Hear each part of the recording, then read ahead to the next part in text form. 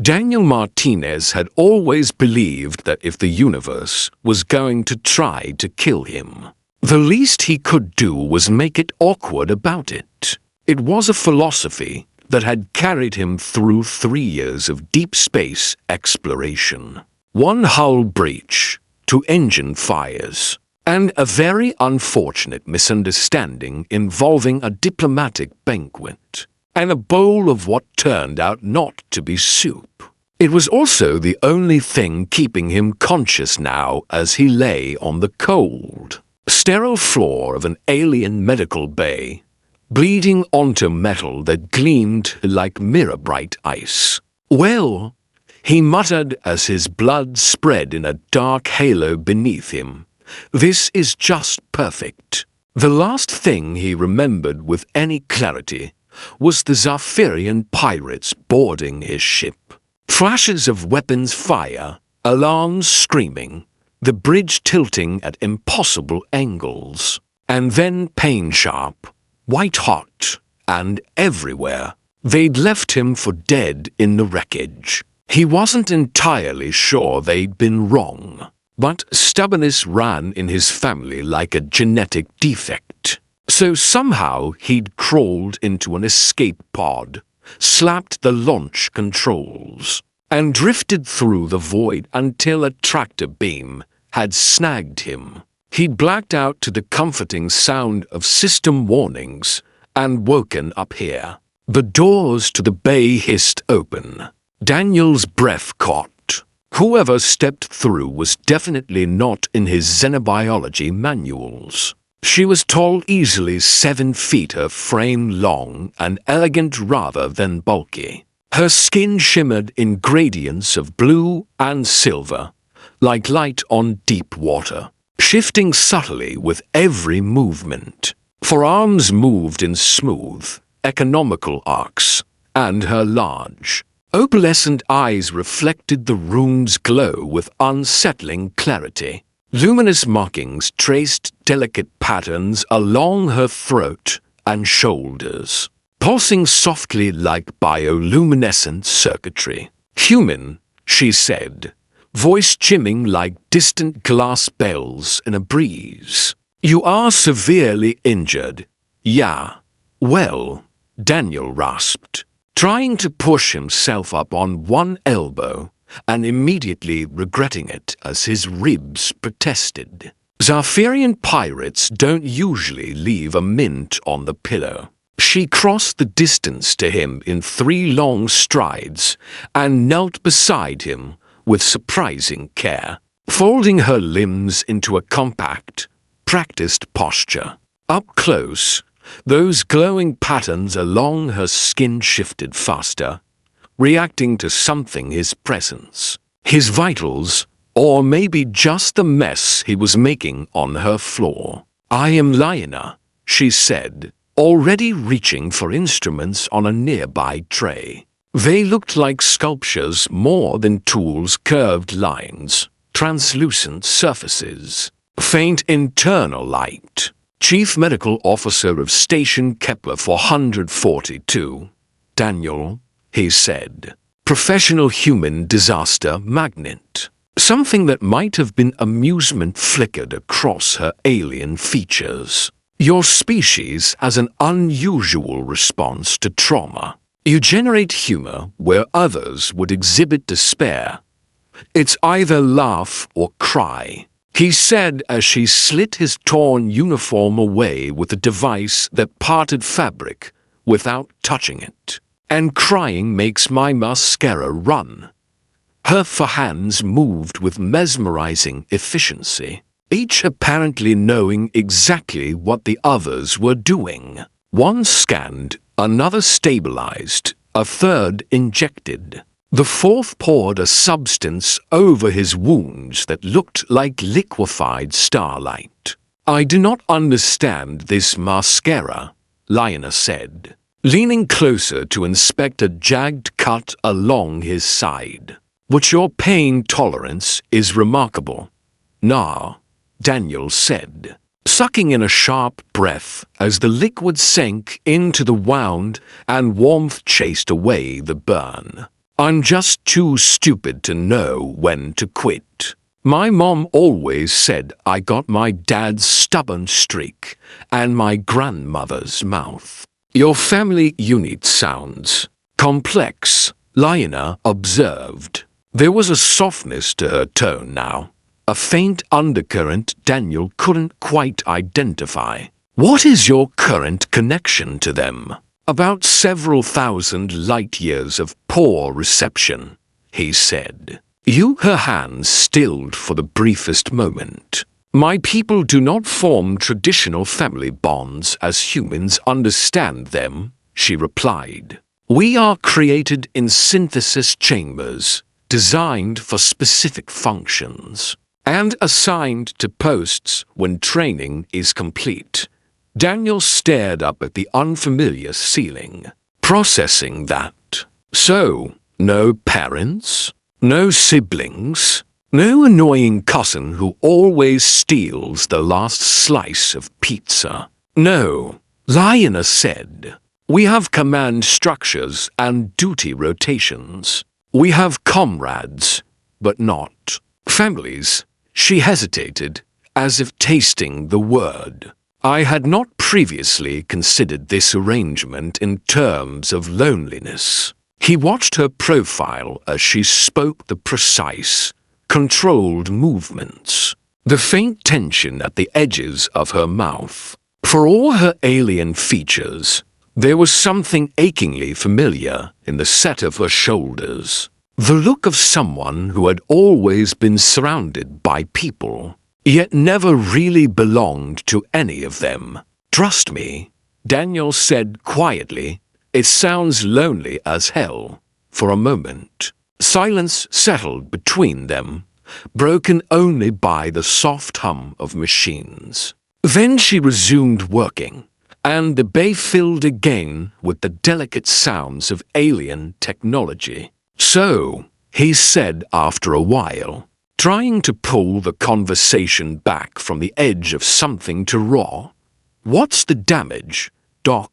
I gonna live long enough to tell this story in the most embarrassing way possible? Your injuries are severe, Lyanna said, and there was no sugarcoating in her voice. Multiple fractures, internal bleeding, significant tissue trauma. However, she met his gaze, her opalescent eyes catching the medbay light. However, he prompted. The healing protocol I have initiated employs a Zirian life bond matrix, she said. It is the only method capable of stabilizing your system with the resources currently available. That sounds sciencey and ominous, Daniel said. Side effects? Your cellular structure will be permanently altered, Lyanna answered. Synchronized with mine. In simple terms, your life force is now tied to my own. You cannot survive extended separation from my presence, and I cannot survive extended separation from yours. The words didn't hit all at once. They settled over him gradually, like cold dust in low gravity. Daniel stared at her, mind racing through implications he wasn't nearly qualified to quantify. So, he said at last, voice thinner than he liked, we're talking. What? Roommates? Co-workers? Interstellar codependent pen pals? Lyanna's gaze did not waver. We are bound, she said. Permanently. There were 100 ways he could have responded. Panic, anger, bargaining, denial.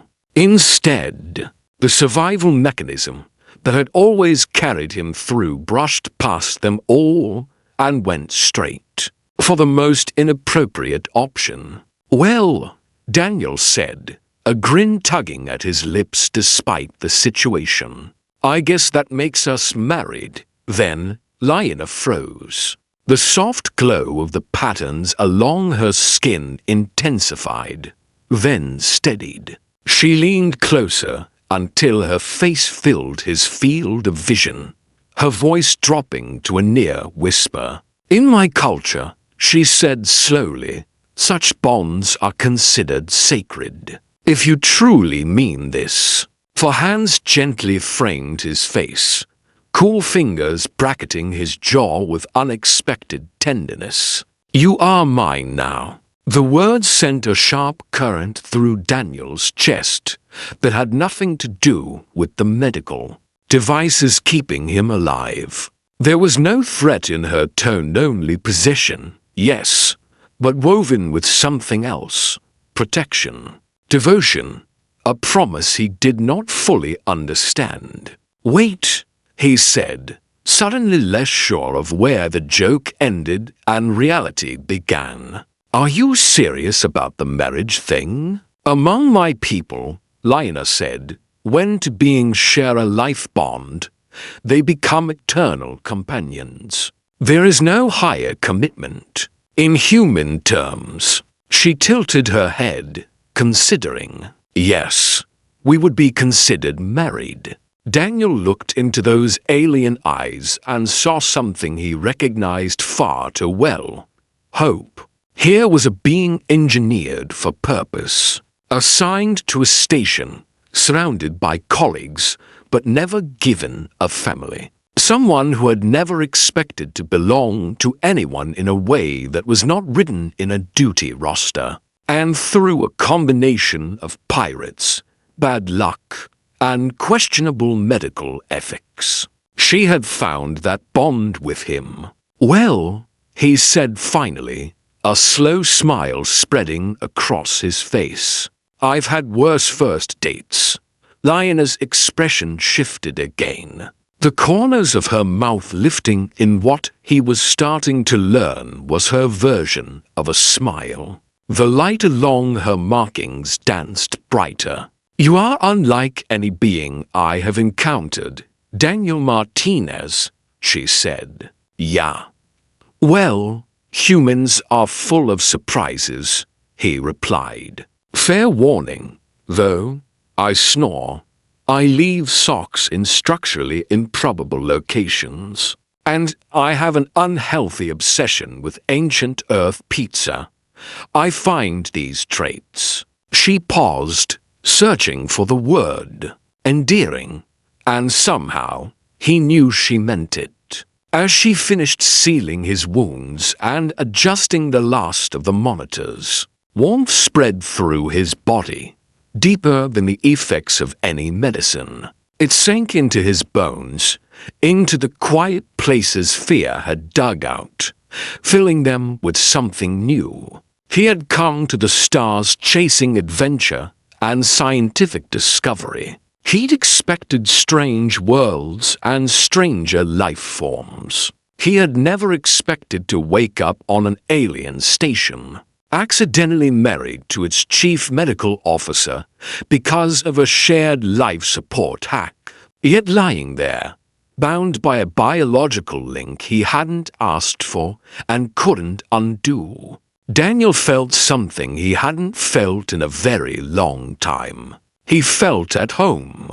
So, he said, easing back as the machines around him shifted to softer, less urgent tones. Mrs. Martinez, unless your culture has a better naming convention, Lina is sufficient, she said, but there was a pleased lilt to her voice. However, I will accept eternal companion in formal settings. Got it? Daniel said, grinning. Eternal companion Lina. What's our next move? Her laugh spilled into the room, light and bright. Like starlight turned to sound. First, we complete your healing, she said, checking his readings one final time. Then her eyes gleamed with a new, fierce purpose. Then we show the galaxy what occurs when human stubbornness aligns with Zirian determination. Now that, Daniel said, letting his eyes drift shut as steady warmth pulsed in time with a second heartbeat. He could almost feel beside his own. Sounds like the beginning of a beautiful partnership in the quiet heart of a distant station, surrounded by alien technology and tethered to a life he could never have anticipated. Daniel Martinez had never felt more human or more certain that reaching for the stars was never just about finding new worlds. Sometimes it was about finding someone new to share them with.